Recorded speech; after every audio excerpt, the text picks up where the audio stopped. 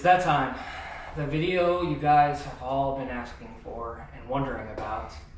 Exactly how much did I put into my Honda Civic Type R? Well, let's dive in and find out.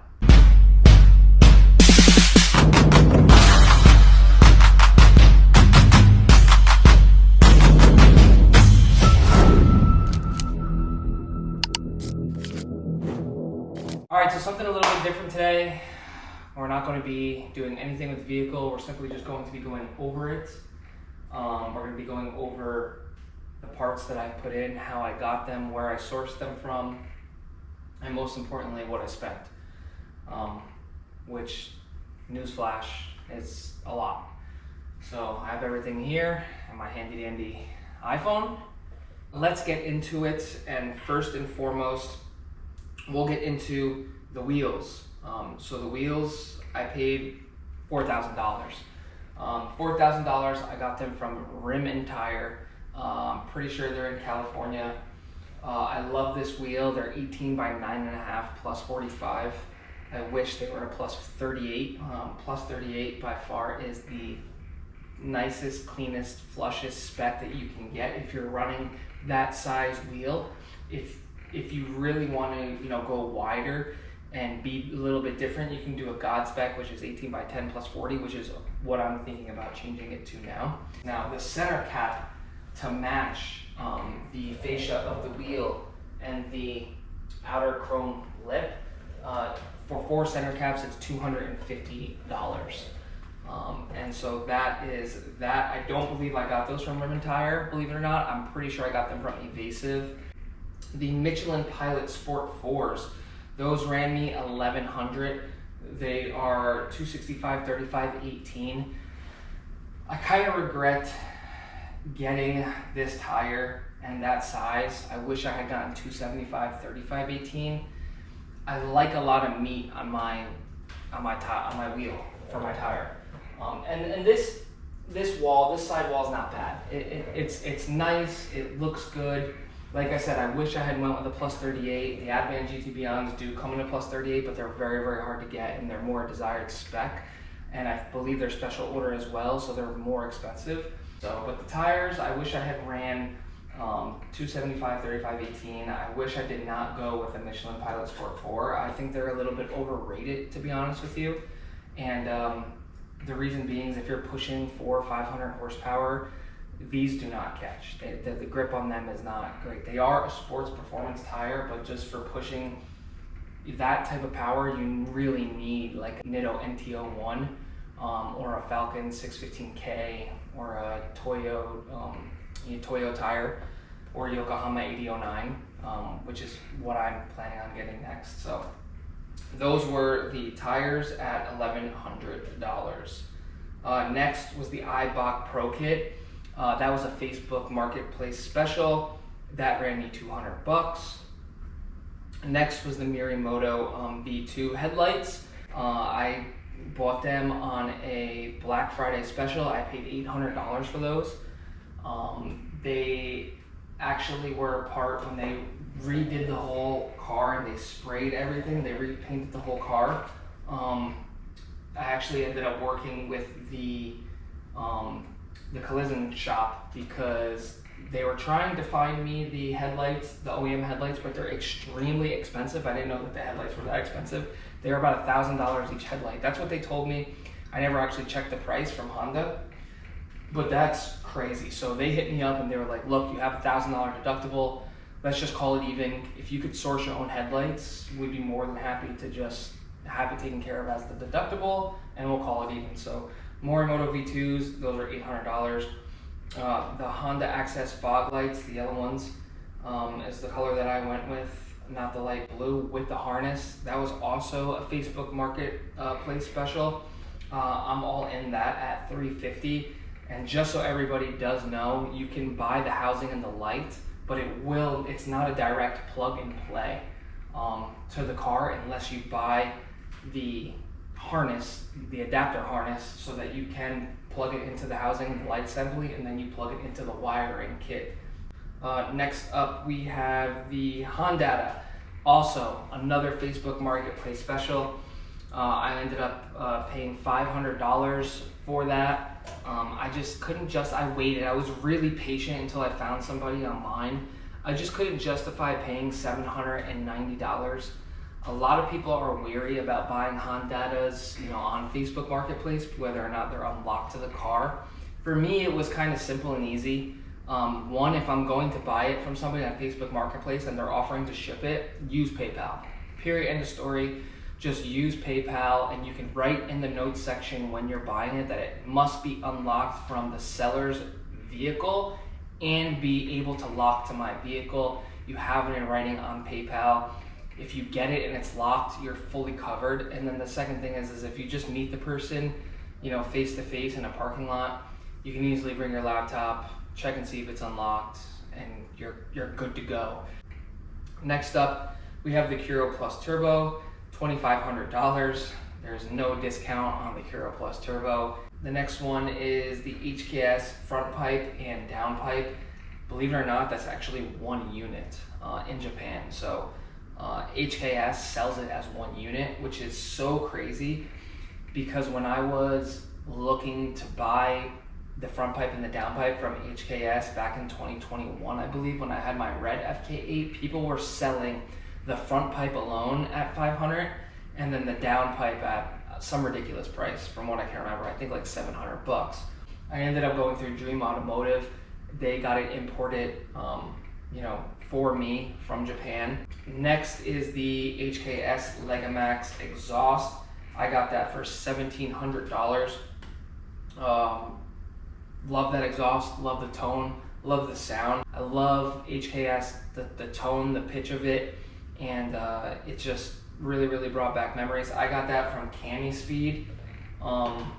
They hooked me up with a lot of these HKS parts, so if you're looking for parts, imported from Japan, mainly HKS, they're an HKS dealer, like they're the legit dealer. You'd want to reach out to CamiSpeed. The HKS Oil Cooler that I got, that was also a Facebook Marketplace special. That was from a guy out in California. I ended up paying $800 for the oil cooler. For the HKS Intercooler with the piping, I paid $850. That was also from CamiSpeed. They just had one ready in stock with all the clamps and the hosings and the kits and all that stuff. So I got that from them as well, along with the HKS Shift Knob, which was $135. That was special order from Japan. They didn't carry that in stock. It's a hard item to get. It's pretty hot. Next, we have the Acuity reverse flow hoses. I got that from Axion Performance. Hasport rear motor mount was $170. I believe I got that from Hybrid. I got the Hasport rear motor mount from Hybrid Racing, $170. I believe it's the 62A. Next up, we have the Acuity shifter bushings, also purchased from Axion Performance. Those were $70, along with the Hybrid Racing detent spring. That was $17. That also just helps with the whole experience when you're shifting. Then the PRL high volume race MAF intake. Not crazy about that intake. I really wanted to go with an HKS high volume intake. Unfortunately, the Big Bore on the PRL, cold air intake is just one of the best. I mean, it literally is. It's the best bang for your buck, and it's the best airflow, unit on the market. So my tuner and my mechanic both recommended it, that I get that one, and from what I was reading as well, it's the one I had before, and I knew that you can't beat the PRL high volume intake, so I went ahead and got that one. I got it for $340. The PRL air oil separator, I think $250. Yeah, I have $250 here. I got some titanium studs from Axion as well for the turbo and the downpipe. I got the TurboSmart blow-off valve from Axion as well. Oh, sorry, I apologize. The titanium studs were $40. The TurboSmart blow-off valve also came from Axion Performance. That was $250. That was a last minute buy. Shout out to Axion because they got it to Edwin over at Garage R in probably like 2 days. So shout out to them. I also got the Hondata 2000cc injectors. I paid $1,500, so $1,500, and so I ran with those. I also got the Hondata CanFlex to go. It's just a lot easier to connect everything with the ECU to, you know, match. So I just went with the Hondata CanFlex. I was just following the advice of my tuner and my mechanic, and that ran me $595. The FullRace high pressure fuel pump. Now I'm pretty sure I was looking at these and everybody was trying to sell me one. I think at like anywhere from $2,000 to $2,400. I ended up finding one, and I worked this out with Axion, so Axion, thank you again. But I got a pretty good deal, only because I was buying a lot of other parts, and there's still a lot of other parts that were not going, that I wasn't in a rush to get and put on the car. But I worked out a deal where, you know, if I'm buying X amount of parts and units, you know, I could get a discount. So I ended up getting the FullRace high pressure fuel pump for $1,600, which was very, very good from what I had seen on the open market. The fuel filter, Injector Dynamics fuel filter, that's from JSR Engines, I'm pretty sure. Fuel filter for $570. OEM Spark plug, I got all four for $90. Low pressure fuel pump, it's the 430 Deechworks. I got it for $200. That was somebody in the Orlando Civic Type R group. It was never used. They just were like, here, it's $200. You can grab that. So I grabbed that from Alex. So Alex, shout out to you. The Acuity short shifter, that was another Facebook Market special. I ended up getting that for $350, which I saw was basically, you know, the market for those once they're used. The braided Goodrich brake lines, those were $140. I'm pretty sure those also came from Axion. The expansion coolant tank was an Amazon. Like, sometimes I'll just take a gander on Amazon and see what it has available for this platform. And believe it or not, you'd be shocked. There's actually a lot of stuff for the Type R on Amazon. And so when I saw that they had the expansion tank for $280, I was like, this is a no-brainer. If you go on Mishimoto's website, it's like almost $400. So if you guys are looking for an expansion coolant tank and you're cool with Mishimoto, I think it looks great. It's matte, it looks stealth, $280. I mean, you can't complain. Next had the valve cover from Marco. He did that for me on the fly, literally last minute for Edwin and I, and he charged me $350 for the valve cover plus my core. Now I do have some parts on here that Edwin threw in with the installation and all the work that he put into the vehicle. I don't have a price on them. I can ask him if anybody's curious. You can shoot me a comment below, or you can DM me on my Instagram. But he did the ported manifold, he upgraded the fuel rail, and he did the slave valve delete. I don't have an exact cost on those things. I definitely do know that they cost money. For example, the slave valve delete, when I was in Florida or Miami on my first FK8, I'm pretty sure that ran me $200 if I can remember correctly. Upgraded fuel rail, I have no idea. I've never done that before. Not versed at all, or know what that would be worth to do or to upgrade. And the ported manifold, the only reason why we wanted the ported manifold is because the Procworks manifold, the carbon fiber one that I had, I really wanted to put it on. It wouldn't fit with the CanFlex, the AOS system, the fuel filter. All those things had to be fabricated on the back firewall of the engine bay, and it just wouldn't fit. That is basically everything. I don't think I'm forgetting anything else.